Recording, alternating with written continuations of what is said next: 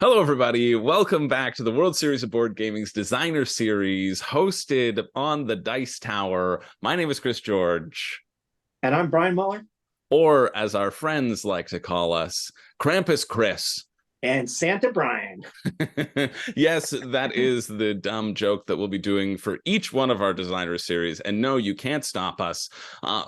Today we have the co-designer of Dice Throne, Manny Trembley. And I am so excited to talk to Manny. Dice Throne is something that I've gotten into very recently. And if you don't know, the Dice Throne National Championship is going to be hosted at the World Series of Board Gaming happening September 24th to 28th in Las Vegas. You can still get your tickets if you're interested. And the reason we're posting this here on the Dice Tower is because all of the action is going to be streamed live here, right here on Dice Tower's channel if you can't make it to the event. But I think you should consider making it to the event because it's a friggin' blast. One of Tom Vassel's favorite conventions out there, and that's why we're so excited to partner and bring with you this series of interviews. Also, make sure to stick around until the end because what good is a video without a giveaway? And we're going to be giving away a copy of a Dice Throne character pack to somebody out there. But more on that at the end of the interview. I think we should just jump right into it because I'm so excited to talk to Manny. How about you, Brian? Very much excited. I love his artwork. This is an exciting interview for sure. Let's turn it over to Manny, and we'll see y'all there. And here we are, joined by Manny Trembley. Thank you so much, Manny, for joining us on this beautiful morning. How are you doing today? Yes. Doing great. It's pretty awesome. Actually, right before you called, I was prepping dinner, and I just happened to look down at my phone and see that your Discord message popped up, and I went, "Oh, right, it's 11 o'clock." Well, it's a good time to be prepping dinner. You're getting ready. We're filming this on Memorial Day, Monday. What are you having for dinner? That's the most important question of the interview. My wife really likes grilled steak. And so I am grilling her a steak, and my wife's parents live with us. And so her mom really loves like grilled shrimp. So there's like steak and shrimp. And then I have two young boys, 11 and 12, and they just like hot dogs. So we're going to grill some hot dogs and some shrimp and some steak. And then someday they will graduate and realize that shrimp and steak is better than hot dogs. But until then, I'll let them just eat hot dogs. Until that, it sounds like after this interview is over, I'm packing up, heading in the car and driving down to your house. That's what that dinner sounds like. Sure.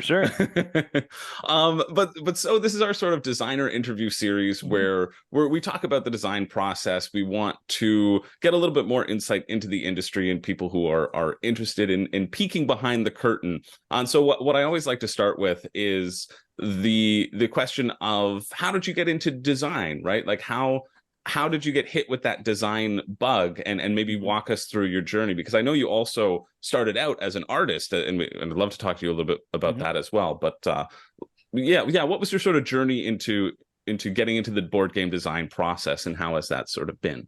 Boy, it is. One would kind of think it was a haphazard path to get here. Years ago, I mean, I've been working in art, animation, film, video games for 25 years.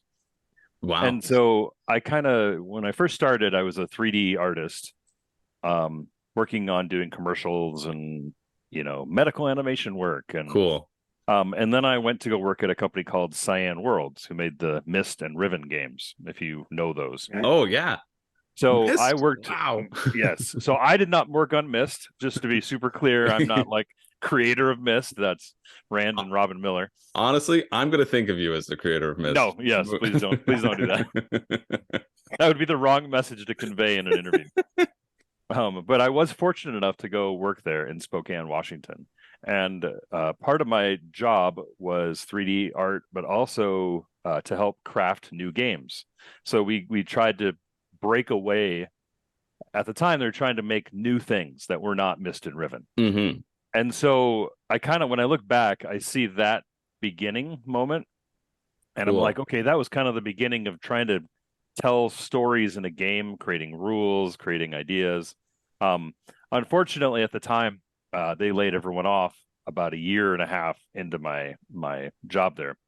And my wife and I decided to stay in Spokane. And then I kind of drifted from art and animation. I went ended up working at a plate company. So if you ever go to Target or a store and you see plates that have like Little Mermaid on them or Toy Story, Okay.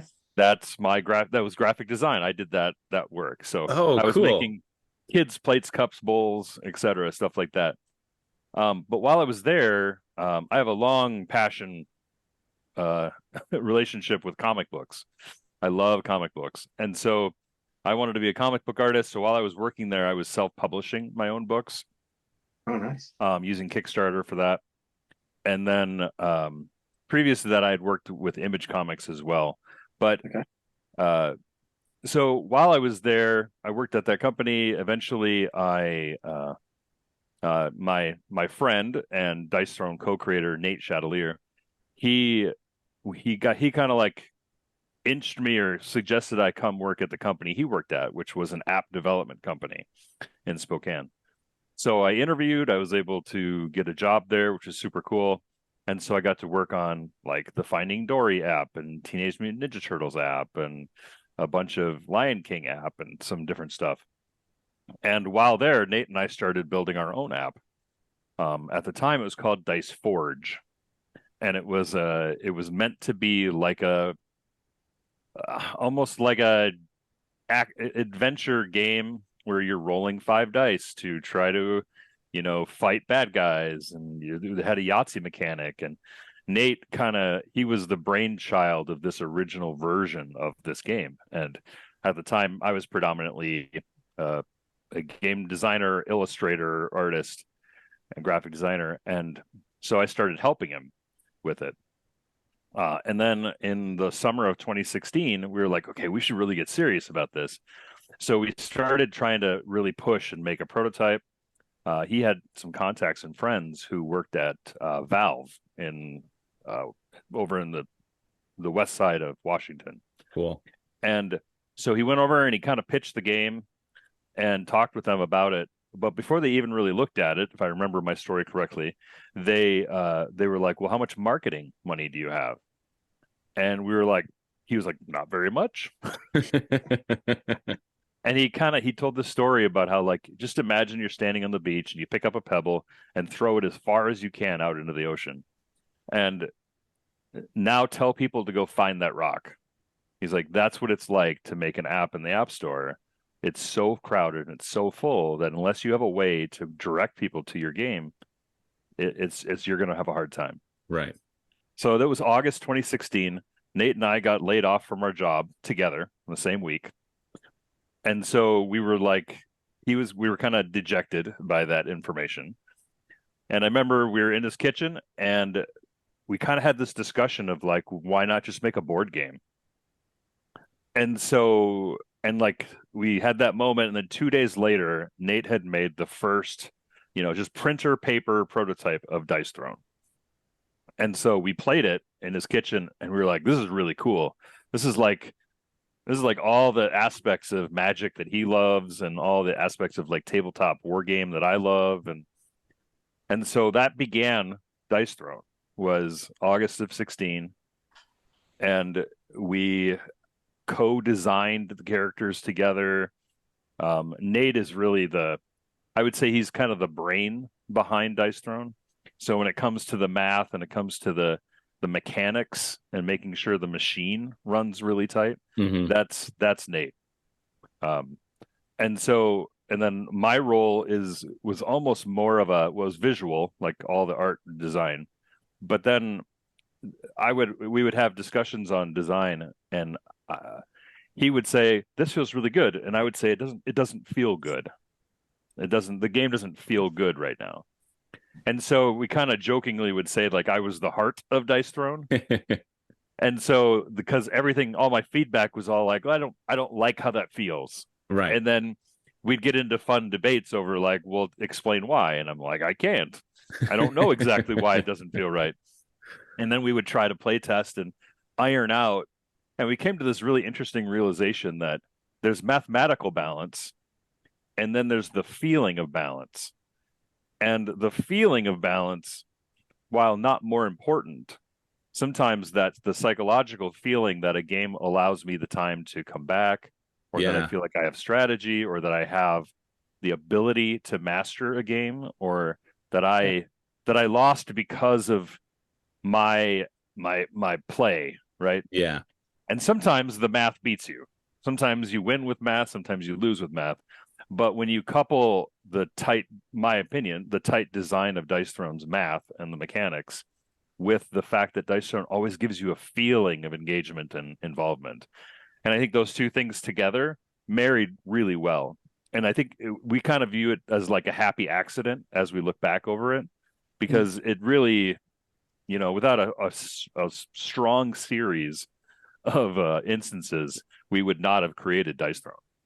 Yeah, it would have been in that app store as that initial idea. That's awesome. That's so cool to hear. I love that concept of the feeling of it. And I think personally, I'm a huge Dice Throne fan. I've recently just gotten into it. I picked up season 1, and then I was like, this is amazing. I want everything else to it. And I feel like a lot of people go down that path. How has it been sort of expanding that universe? Because it started with season 1, which was 6 characters, correct? Yes. And then now it's 8 characters with the re-rolled version of it. And then you have season 2 with 8 more characters, and the Marvel one with 8 more characters, and Santa versus Krampus, which of course I want to talk about in a bit. But how is that? How difficult has that process been? Expanding upon the sort of Dice Throne universe, and also I was curious from both a design perspective and like a graphic design perspective, playing with archetypes and how that has been important as well. Because as you go through, right, there's such great archetypes, and I think that speaks so well to the feel of the game. Like I feel like the monk with the ebb and the flow, right? I feel like the barbarian smashing down. So if you wanted to talk a little bit about that, those archetype expansions. Yeah. So when we started out, obviously, for people in the board game space, they would be able to quickly identify that season 1 is the standard fantasy archetypes. Yeah. It's the D&D archetypes, right? And so, but we wanted to embrace that. And part of it is because people want to be those things. I am inherently, I am drawn to the barbarian. Nate is drawn to the Shadow Thief. He's drawn to that thiefy rogue type character. And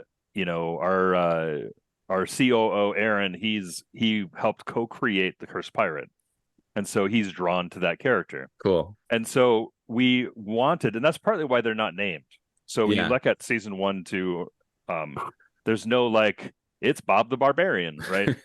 And it's because I wanted people, and we wanted people to feel a certain ownership of the character.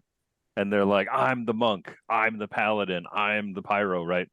And so, and then once we covered, while there's many, many more archetypes to choose from, we chose the ones that felt like these are the ones that people would most like. If they were going to start playing D&D, what would they do? They would be a thief, they would be a paladin, they would be a fire mage, they would be a barbarian, they would be an archer, right? These are the things that people would gravitate to. And I think there was a conscious effort to feed people that kind of entry point into fantasy and D&D archetypes that people can quickly identify and embrace. Once you get into season 2, we wanted to start to deviate a little bit and to create honestly things for us, things that are exciting to us. Right. And I think at the core of Dice Throne actually is a game that we made for me and Nate and Gavin. And so I think that's, to me, that's the best place to design from, is when you're designing for yourself. What game do I want to play? Hopefully, there's a lot of people out there that also want to play it. But I think when you start from that place, the games tend to have a more genuine heart and a more genuine intention. And that doesn't mean people don't make lots of great games out there for others. But I think that especially when you're starting your first game, like if I were doing a design course, I'd be like, what game do you want to play? Mm-hmm. Make that game. Do you love area control games? Awesome. Go make your area control game. Make the one that would make you happiest when you sit down to play it. So we branched out. There's, the Vampire Lord and the Artificer and the Huntress and the Cursed Pirate. And but there's still a few of the staples: the gunslinger, the samurai, you know, and then there's the archetypes of the guy who builds robots and the artificer, and Right. you know, the swashbuckler, and you know, the hunter kind of a thing. And I think as we dove in there, we wanted to deviate and create a little bit more of a variation. And that was season 2 was when Gavin and Roxley, that's when we partnered with them. Mm-hmm. And you know, that was a fascinating journey to get to that point. But when Gavin came in, he and Roxley elevated Dice Throne. I mean, I assume you've seen the original season 1. I have the original season 1. That's Awesome. the one that I picked up. Yeah. Awesome. I love that version. Nice. I was gonna grab it off my shelf. Yeah. I love that version, and I did the graphic design for that version, and I did the art, and I did, you know, the box and the rule book, or you know, all this stuff. But the truth is Gavin's a way better graphic designer and a way better product designer than I am. And so when he came in, he was all like, "Your game's really good, but it could be so much better." And he's like, "It's about the presentation. Like, you guys, you're not putting your best foot forward." He's like, "You need this." He's like, "What about a trifold board where the art is in the middle and it's big and everything revolves around this piece of art? And what if every ability had art and they had unique frames and uniquely colored dice?" And I wish I could say at the time that I was all like, "Gavin, you're amazing. Let's do all this." Instead, my reaction was actually the opposite. Yeah. I was like, "Our game doesn't need any of that. It doesn't need to change. Who are you to tell me to change the game? This is my baby." Yes, exactly. But he was 1,000% correct. And what he did for Dice Throne really took it to the next level. And he's a co-owner in Dice Throne. He, you know, when I reflect back over the game, like, there are 3 people who created Dice Throne, even though Nate and I started a year and a half earlier. Right. And so there are probably a dozen more characters that we've created that are on my computer that have never seen the light of day yet. Nice. And some of them were, yeah, they might. And some of them were started in 2016. Like, they were some of the very, very first characters we tried to start making, but we were like, it doesn't feel right. This one isn't good enough. Right. We should come back to this one later. And, you know, now it's been 7 years. And now as we look forward, we're like, okay, so what are the next heroes we want to make? What are the next and next and next? Well, that brings up also a question that I wanted to ask is, because it's been since, you know, 2016 or getting it published and that journey, and it's just continued. People have loved it. You've moved on to Dice Throne Adventures and pivoted in that realm, but you've been designing in that sort of same realm for a long time. Yep. I guess how do you maintain your inspiration for creating new things and always kind of push the envelope and innovate? I think potentially it ties into that conversation about archetypes, but that giving you a starting point. But how has that process been working on the same consistent IP moving forward? And how have you felt any burnout in that area? How do you stay inspired in that realm? For sure, you feel burnout, like 100%. It's interesting. I think when we first started, I think that there was kind of this mindset that we could just make heroes forever. You know, we're going to make them for 30 years. And then like 5 years in, you start to wonder, are we out of new heroes yet? Is this the last set? Is this the most recent? Have we spent all of our ideas? And what's interesting about that is there is a version of Dice Throne that we're working on right now. And it has some of the coolest mechanics and most interesting things we have done in Dice Throne. And it made me realize while we were doing it that, we actually have quite a bit of space left. We actually have a lot of room to design. Cool. And it wasn't really until we got, like, Marvel, we started dipping our toes into, okay, what are unique things we can do? What are some cool, Gavin would call it gimmick. Like, what's the gimmick? What's the thing that when someone says, hey, how do you play Thor? And people are like, "Oh man, you chuck his hammer around the table." Yeah, yeah. That's how. Yeah, you throw his hammer, and people are like, "How do you throw the hammer? That doesn't even make sense." Oh, dude, you got to try it. It's amazing. Well, what about Loki? Oh, he's gonna make it so you can't even roll abilities on your board. What? He's gonna hide behind his illusions. You got to find him. Yeah. That doesn't even make sense. How would you do that in Dice Throne, right? And so we started introducing what we kind of lovingly call gimmicks Hmm. into each hero, the log line, the thing you would share in an elevator, right? And so the most recent foray into design was really centered around, okay, what are these cool things we can do? What are the things that people are going to talk about when they play heroes or when they play this version of the game or they play unique things? And again, as one of the co-designers as we move forward, it got me thinking, oh, well, we could do this and we could do this. Oh, and we could do this version of the game and this version of the game. And so like about a month ago, I wrote out this plan in my head of here's the things that I want to do over the X number of X years. Yeah. And I was like, oh man, so I got to do all those. I got to make all those happen. That'll be really cool because then I'll get to do this and this and this and this without spoiling any of it, Yeah. But, and then I realized, if I go now, I can go back. I can look at one of those heroes we started in 2016 and I can say, I think I know how to make it right now. Yeah. Now I know. I'm glad we didn't do X hero 7 years ago because it was beyond our ability to understand how to execute on it.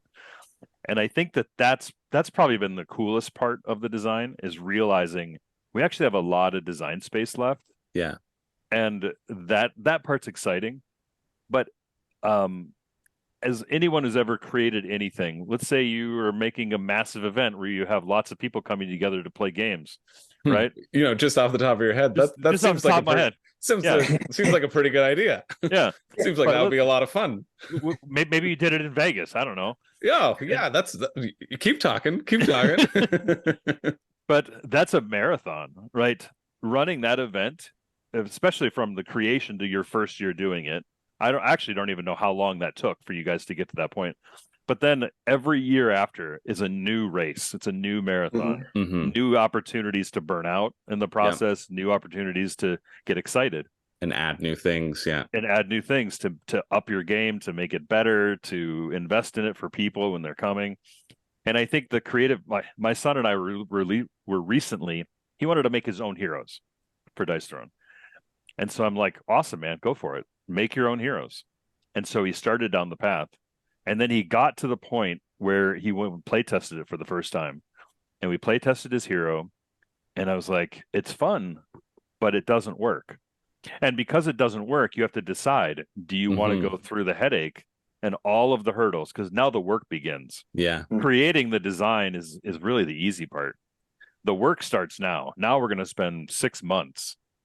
If you want a real hero that ever has a chance of being published by us, then now it's going to take 6 months of you and I playtesting and working and playtesting and redoing and redoing and redoing. And then maybe it'll arrive at a place where we can use it someday. And so, yes, absolutely. Every project has like, it's exciting. Right. And, this is cool. And this is cool. And now I enter the slog, and during the slog is honestly, that's when I want to quit. I want to I want to be like, I'm done with Dice Throne. I want to go make new games, right? Everybody wants to return to the happy part, the fun part, the part at the beginning that is most creatively satisfying. Yeah. And that's the part you don't get to live there very long. Yeah. You mentioned that like when working with Marvel, that was a bit of a change. What was it like working with a very large IP like that? And did you do the art for that? And how was the process of getting things approved? Was that a challenge? Yes. I mean, there is definitely a challenge inherent in that relationship. Nate and I were fortunate in that when I worked doing the kids' plates and bowls, we were working with Disney and DreamWorks and Nickelodeon. And while I wasn't personally in the room to get those approvals, I had to work within we kind of lovingly call it the sandbox, right? Yeah, yeah. Marvel, Disney, they give you a sandbox. They don't give you a leash. They give you they give you an area to work in, and you get your parameters, you get your rules, and if you follow those rules, then your working relationship will go smooth. But one of the fun things about working in that space is they want you to be creative, but you can't be crazy creative.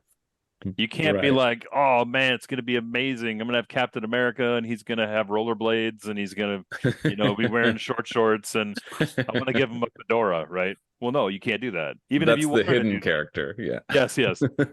Even if you wanted to do that, even if you pitched a great idea to them, they would be like, this is off brand. It doesn't work. You just can't do that. Right. And so while you're working in that sandbox with Marvel, which arguably is the biggest license on the planet, right? Disney/Marvel. Yeah.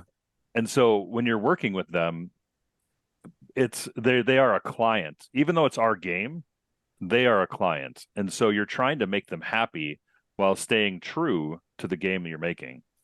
And the art plays a huge part of that, obviously, for Dice Throne. Right. Yeah. So we were able, they didn't fight it at all. They were like, that sounds great. The art of Dice Throne is, we like it. We embrace that. Nate and I both understood that it's a relationship that you're trying to negotiate as you're going through the process.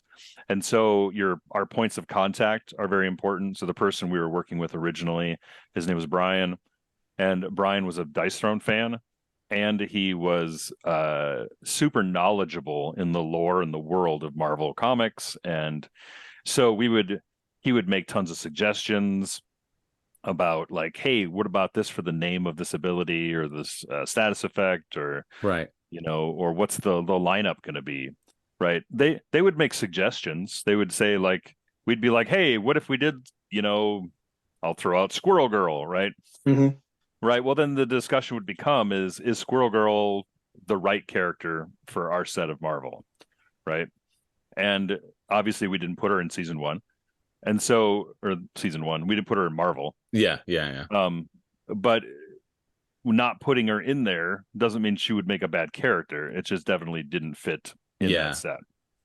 And so, especially our first set, again, kind of similar to season 1, where season 1 was meant to be an entry point for people. Mm-hmm. This box, Spider-Man and Thor and Captain Marvel and Loki and the characters that people are familiar with, right? When you ask a person on the street, they're going to be like, yeah, I know who Thor is and Loki, and they might associate with Chris Hemsworth and yeah.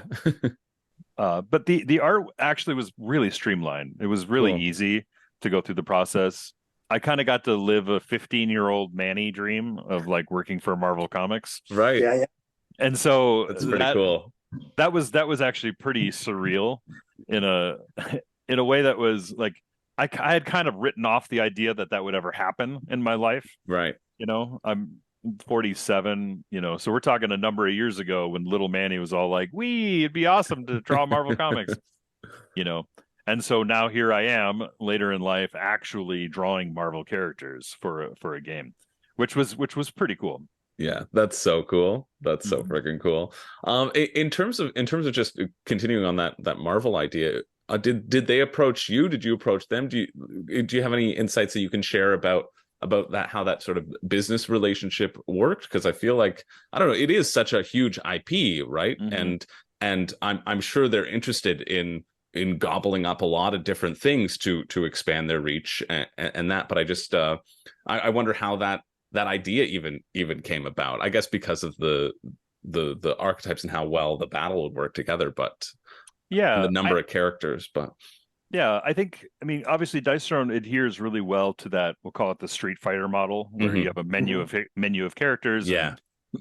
You can have a Black Widow and you can have a barbarian, and fine, let them fight each other. And so while all product in Dice Throne is cross-compatible, it is not the same universe, right? And so really partnering with Marvel was Nate's like passion. Like he really, really wanted that. Cool. And Nate is a driven man. He's a go-getter. Like I would consider myself kind of lazy. And so But Nate is a intensely hardworking dude who, when he sets his mind to something, he really goes after it. And so he really, really wanted. It was a part of our 5-year plan, actually our 10-year plan. But when we very first started, we kind of crafted this 5-year plan, this 10-year plan, and as a part of that was to partner with an IP, and we go big. Nate goes big, and so the idea of like what's the biggest IP we could partner with? What's the one we are most drawn to personally? Yeah. And I think again that it's a key element to Dice Throne is Nate's passionate about Marvel. I love Marvel Comics. Yeah. And so it felt like a good partnership, but it took a long time, many years actually, to go from we want to go do this to a signed contract, then into design development. It was multiple years. There was even moments where it was gone. Like we had started the process, and we thought we were going to get it done, Right. and then it disappeared. And we were like, oh, I guess we're not doing Marvel anymore, I guess. Oh, well, let's go back to our own heroes. And then the opportunity represented itself again. And so we went back to it. And then that one stuck. And a large part of that, our partner, the Op, they are a huge partner and fan of Dice Throne. The way they run their company is really awesome. What they do is really awesome. And so they were the linchpin, really, in helping us go from our dream of working on Marvel to getting it to completion. Because the truth is Dice Throne on its own was too small. It was too small. I won't speak for a Disney because I actually don't, of course, know the inner workings of their company. Yeah. But I don't necessarily think that there are scouts scouting the board game world to makes sense to be. Because Disney's big enough, they don't need to do that. People want to use the Marvel and Disney IPs. Yeah. And so people like us go to Disney, but it's always through channels, right? There's Right. It's not that you call up, Joe Marvel and be like, hey, let's talk, Joe Marvel's a good guy, though. He might hear you out. He might. It's possible. To go back to that idea of continuing on, you mentioned that sometimes you get the hit of, I'm just going to go design something else. Do you have any ideas that are brewing that you hope to design, either design solo or design with Nate, or does Dice Throne take up enough bandwidth that's currently not too much of a possibility? Dice Throne takes up quite a bit of bandwidth. Yeah. But I work with like there's a couple different games that I have done art for that already are in the market. One is Wonderland's War. Yeah, Brian was very excited because Brian was saying, "Oh yeah, Wonderland's War," because we were making sure to go through your credits before the interview, and Brian jumped out of his chair because he loves that art so much. Yes, that game was that game. What's funny is I did the first piece of art for that in 2017. Wow. So that was the beginning when I had met with Druid City Games, James Hudson, and he was all like, wouldn't it be cool to make an Alice in Wonderland game? And I was like, that would be really cool. And so I drew the first piece of Alice art right then, like that night. And I showed it to him, and he was all like, we need to make a game with Alice in Wonderland. And so then that process began. I worked on Radlands with Roxley. Oh, yeah. That's I and another artist, Damian Mamalidi, we kind of tag teamed the art. And then Mr. Cuddington helped out as well. And then right now I have I'm working on 1 or 2 games with Roxley specifically. And then I'm working on 2 games with Chip Theory, the people who did Too Many Bones. Okay. Awesome. Yeah. They just did that. If you remember that 20 Strong campaign they did. Yeah. Okay. So I did some promo art for their future decks. So during that campaign, cool. And they even announced it during that campaign. It's called Tanglewoods.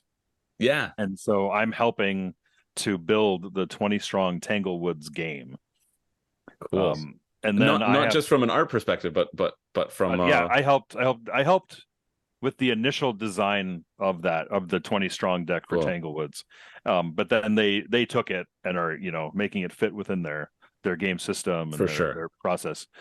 And so I've been working with them with Chip Theory on a couple projects. And then I'm also working with James Hudson in Druid City on a couple projects. So I am fortunate in that I don't have to go look for work. Yeah. But the jobs I take on or the projects I take on are typically either something that I co-designed or I co-created or I, lit the candle, so to speak. Yeah, can have a hand in that process, and it's not just that distance relationship. Yeah, there's a couple games that each October there's a special day called 24-hour Comic Day. And 24-hour Comic Day is my favorite event of the year. And the last couple of years, my boys don't particularly want to make their own comic books. So we changed it and we decided let's do 24-hour game making day. And so it's the day I buy a whole bunch of junk food and snacks. Cool. And then the only objective is that you can stay up as late as you want, but you have to create a board game from scratch, and you have to make a prototype of it that we can play at some point before we go to bed. And so in the last 2 years, each year I developed one game myself, and both of those games have been picked up by publishers. Cool. So, and then my sons they helped as well with those.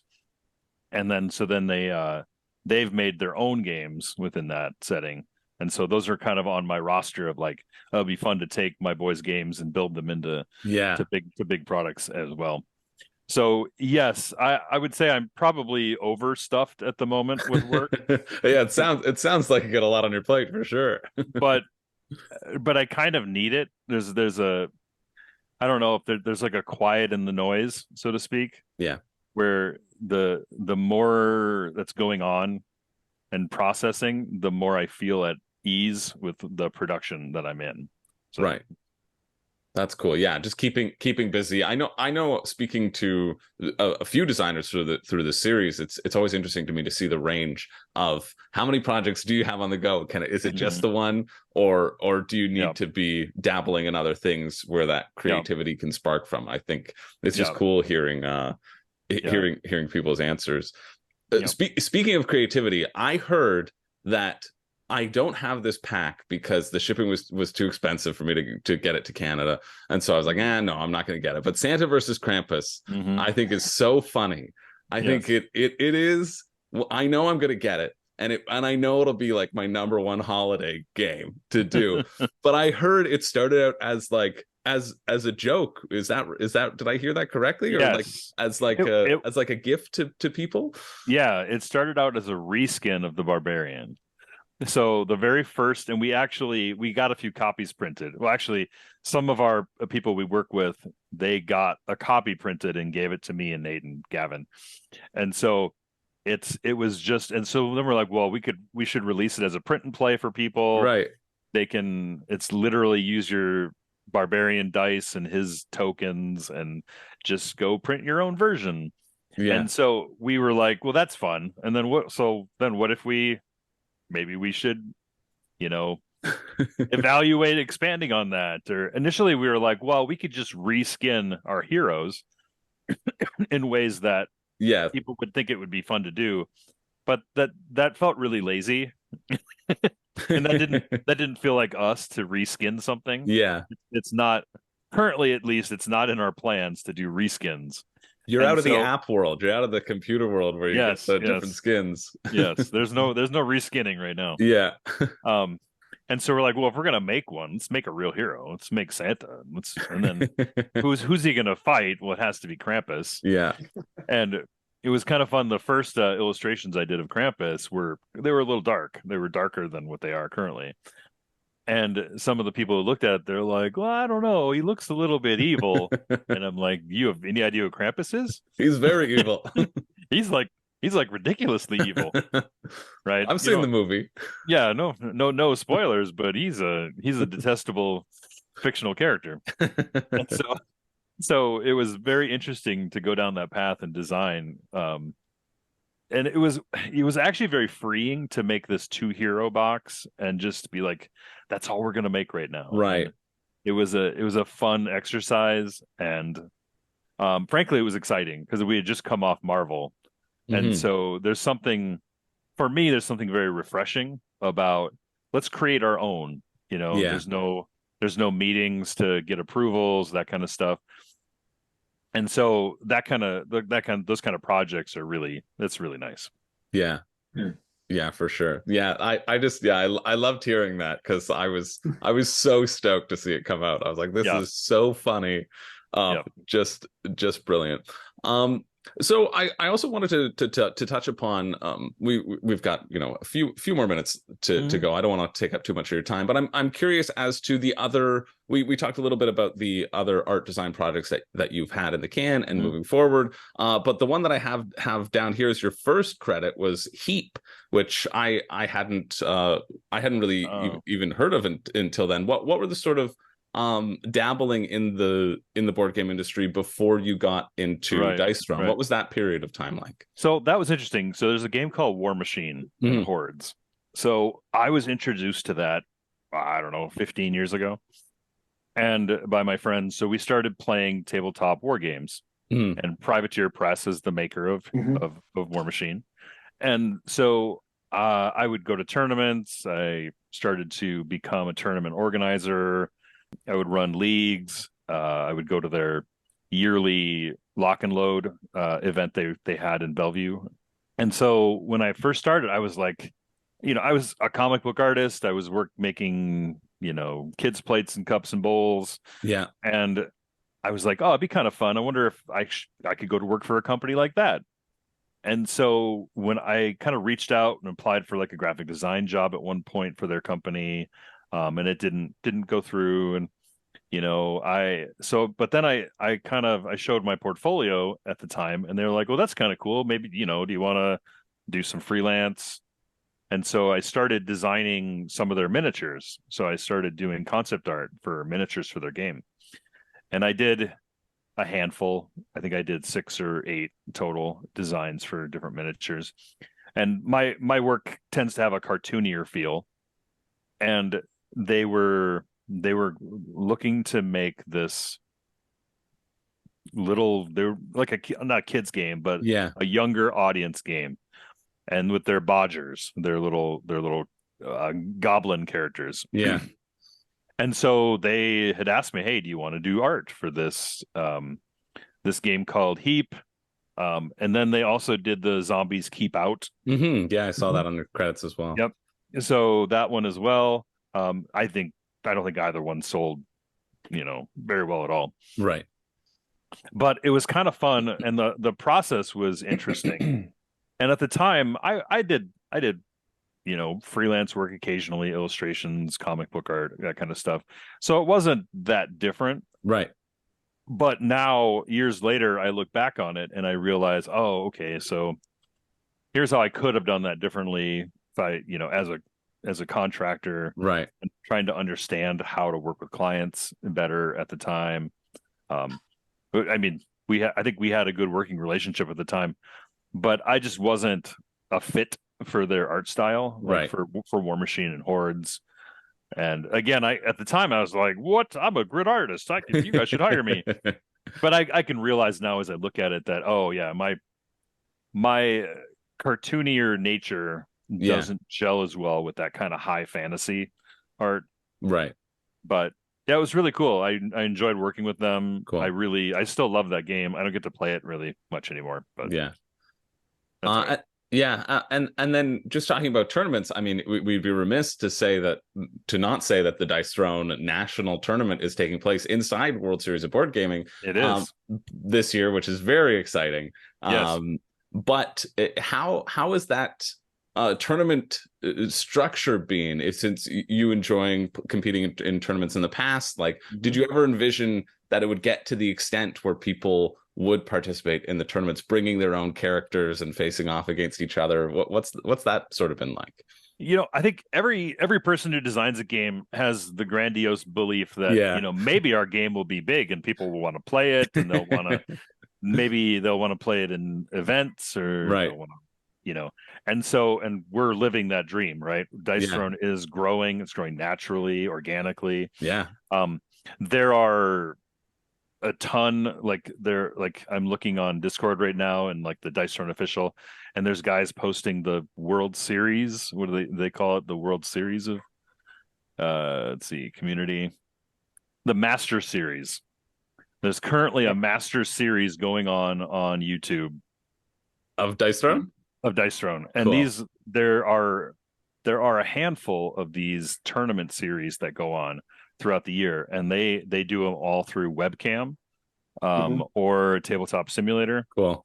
But most of them just played on their desk with webcams, with like a top down camera, and they have it's really incredible the amount of effort that they've gone through to build this tournament space. And obviously Nate came from competitive Magic. He was really big into that, and I obviously really love tournament based tabletop skirmish games. And so, but those two games are lifestyle games. Like you have to live, you have to be up on Magic, Pokemon, whatever it is, right? Lifestyle games, when you have a family, they become particularly difficult to study. And Dice Throne, because of its lower bar for entry, but deeper strategy levels, allows for people like this. I'm really looking at their videos right now. It gives them the ability to not have to invest thousands of dollars in decks and in product, but yet they can play competitively. Like they have, there's a meta, there's like counter metas, there's, power levels and tier levels, and it's intense to watch. But Dice Throne invites that kind of scrutiny from a competitive person.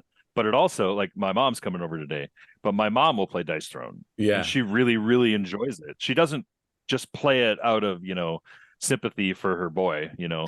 She actually legitimately enjoys playing, and my wife enjoys playing, and her dad enjoys playing. And so when Nate and I started out, we had this, we said Dice Throne is going to be a casually competitive game. And remember, we shared that with people, and they were like, well, you can't make a casually competitive game because that's oil and water in the world of in board games. And we're like, no, we can, because we didn't know any different. The truth is, we had no idea that there were rules, right? And so when we set out, we were like, no, we're going to make a game that is casually competitive. We want people who want to invest themselves in it. They're rewarded by playing better and higher strategy levels and being able to know the ins and outs of the game. But also, I ran a tournament in my house with the neighbor kids and Lisa's dad and her. And the neighbor boy won, and we played for 4 hours, and it was 4 rounds of fun play. And we had a great time. So when we look forward, especially as we look forward, like a couple of years ago, we were like, wouldn't it be cool if there were tournaments? And now we're actually at that point where people are running tournaments. The World Series of Board Gaming, there's going to be the huge tournament there, right? It's becoming a bigger deal. And I think that there's room for it within the world of Dice Throne for people to embrace the competitive side of it. While also still going home to play with families and kids with the exact same game. Like, I can't play War Machine with my family. There's nothing, I can't play Magic with my family. I play Pokemon with my boys, but we don't play competitive. We play like goofy stuff. Like, we're going to make a bear deck. It only has bears in it. I don't know. We're going to make a deck with bugs. That's it. And when you do that with Pokemon, the game gets a lot more fun. But we're not going to play competitive Pokemon. We're not going to travel. We're not going to pay money to enter events to get our butts kicked by people who have all the strongest net decks. And so I think the competitive scene, and Nate is a heavy believer in this as well. And actually he pushed really hard here, is that the competitive scene helps to kind of spread the word and on a grander scale. Right. Dice Throne is a very viral game, in my opinion. My neighbor played it, and then all of a sudden his friends are playing it, and then all of a sudden I run into some kid at my boy's school who has played it because 4 other people have brought it to him, and now it's this full circle back to our house. Right. Whereas the tournament play is like this event. It's something that it shines light on a game. It shines light, like, on obviously on the event itself, but on each game played, gets a spotlight. And those Yeah. spotlights, I think, are what can help really perpetuate or propagate the competitive nature, the exciting nature of what Dice Throne is. Yeah. And even just the hobby as a whole, right? Too. Yes, Just absolutely. getting it more publicized. Like that's part of one of our mandates too of like World Series is getting it onto that world stage and expanding the board gaming hobby, which we all love. I've got one last question for you before we end off, so that you can have your Memorial Day. Thank you again so much for spending time with us. This has just been a blast. This has been so cool. Other than yourself, I always like to finish off with this question. Other than yourself and people, I guess, well, I don't know, you can include people who you work with. What are your favorite games, and who are some of your favorite designers out there? Games that you'll gravitate towards or be excited when they come out. I know you mentioned wargaming, but has that shifted? Favorite games and designers to finish us off. Yeah. I have a tendency for I prefer dueling games. Mm-hmm. So when it comes to, like, if I could sit down and play a game, I will often do some form of dueling. Probably the game that is dueled most often outside of Dice Throne would be Unmatched. Yeah. Unmatched is probably the next most played game. The other one, this is a game I actually prefer more than Unmatched, and it's called Dungeon Mayhem. Oh, cool. And this is, each hero is just this little deck of like 30 cards, and it's very goofy and it's very light and fun, and anyone can learn it. Super fast to teach. It's by no means competitive, but you feel competitive when you're in the middle of a game. And the D&D theme is super fun. You can play as a mimic or as a gelatinous cube or as a dragon or an owlbear. Awesome. Yeah. Or, and so that game I prefer more than Unmatched, but my boys really, really like Unmatched. So in our house, I think that one gets played a little more. I'm trying to think. My family is a family of dominoes, Uno, Phase 10, Gippo. These are the games that my family plays. Yeah. And so we have a tendency in our home when game night happens, so like, let's play Uno tonight. And so we play a few hours of Uno. And so I tried to start introducing some of the lighter card games like Exploding Kittens, Unstable Unicorns, Sparkle Kitty is a game that our family really enjoys. And so they're the fun kind of group games that we can play together. That are competitive. Our family's not really a co-op family. You're rarely going to find us playing a co-op. And so that's probably, like, game wise, there's that stuff. Artistically, there's the people they go by the name Mr. Cuddington. So it's David and Lena, and they're a husband wife, and they are, in my opinion, they are probably the best artists in the board game space. Their stuff is gorgeous. It is amazing. Tidal Blades. I mean, they worked on Brass. So interestingly enough, there's I mentioned him earlier, Damian Mamalidi. Damian works on a ton of games. He worked on Brass with them. He worked on the new Santorini with them. Oh, cool. The new Pantheon. So they get kind of front credit because, like, the character art is all David and Lena, but like Damian is this hidden gem of an amazing illustrator who did a ton of the work for Brass. Cool. And so, like, David and Lena are easily my favorite artists that work in board games. And not only that, but they're this a super cool family. They, and they have an awesome French accent. So, but it's so much fun to spend time with them, see what they're working on. They're probably the most inspiring and coolest artists. Cool. Awesome. Well, Manny, again, thank you so much for your time. This has been fantastic. And everybody else, stick around, because Brian and I were going to tell you how you can win yourself a copy of Dice Throne. What are your favorite characters of Dice Throne? It's Barbarian, you said. That's my hands down favorite character. Hands down favorite character. Like, there's never been another hero created in Dice Throne that's as good. for me. I love the I- barbarian. It's simple, I- simple smashing, right? I have probably played 15,000 games of Dice Throne, and I would play right now. Like right now, I would be Yeah. like, I'll play barbarian against anybody. So like people joke, they make tier lists online. They're like, Yeah. especially new people will come and be like, does anyone have a tier list of what the most powerful characters are? And so anytime that happens, I have a JPEG on my desktop ready that has like 20 barbarians and the S tier. And then there's the pyromancer is next Yeah.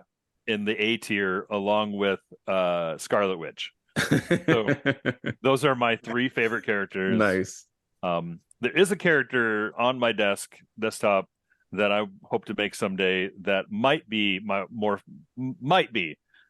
my favorite above the barbarian, but it has not seen the light of day yet. So I hope to someday release that hero. So that's awesome. Well, for those of you who are watching at home, well, if you don't have the barbarian, we're going to get you that barbarian moon elf pack, and if not, then we'll get you a pack of your choice of a character pack. That'll be the giveaway. But we'll talk about that in a second. Manny, thanks again for your time. This has just been a friggin' blast. Awesome, guys. Thank you. Thanks, man. See ya. Wow, that was a heck of a lot of fun. That's so cool. That was really, really, really exciting. I'm so glad he mentioned Wonderland's War and all the stuff that he talked about. That's just with the Marvel and everything. And the Santa and Krampus. Yeah, that's why we had to do that as our tag joke at the beginning. I just. That makes so much sense. It's also such a lovely fit for the Marvel IP with Manny's background in working within that structure, right? It takes Definitely. I think it takes a really talented artist to be able to work within the confines of such kind of a restrictive thing and still have your own spin on it and bring your own stuff to light. It was just a delight. I'm excited for more Dice Throne to come. Did you know, Brian, that at the World Series of Board Gaming, if you come down and play in the Dice Throne tournament or the main tournament or both, you might get to check out some upcoming Dice Throne content that nobody knows about. Did you know that, Brian? I did not. That's pretty cool. That's pretty cool. I'm pretty excited about that. And in fact, I'm thinking about joining the S tier list by changing my name from Santa Brian to Barbarian Brian. You know what? I think that's a much better choice. I think you're right. It is Barbarian Brian. I'm going to stick with Krampus Chris.